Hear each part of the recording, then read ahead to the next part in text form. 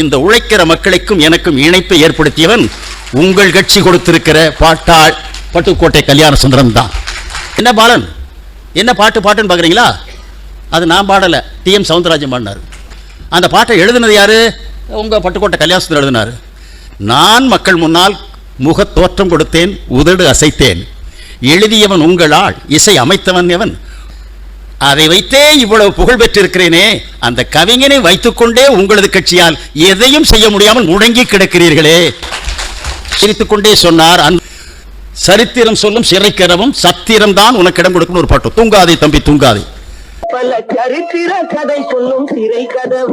அது என்ன பாட்டு என்று தெரியுமா பாலன்? தெரியுறீங்களேன்னா உங்கள் கட்சியை பற்றியே அவர் நொந்து எழுதிய பாடல் தான்.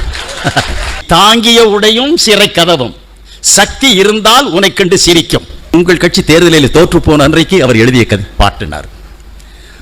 எனவே பொதுவுடைமை கருத்தையும் திரைப்படல் மூலம் இந்த மக்களுக்காக பாடி மக்களின் அன்பை பெற்றேன் என்பதை மறைக்காமல் சொல்லுகிற ஒரு பரந்த மனப்பான்மை துணிவு அவருக்கு இருந்தது. நாடகனையும் பாராட்டினார், பாட்டு எழுதியவனையும் பாராட்டினார், ரசித்த மக்களையும் பாராட்டினார். எனவே உயர்ந்தார். சக்தி இருந்தால் உன்னை கண்டு சிரிக்கும், சத்திரந்தால் உனக்கு இடம் கொடுக்கும்.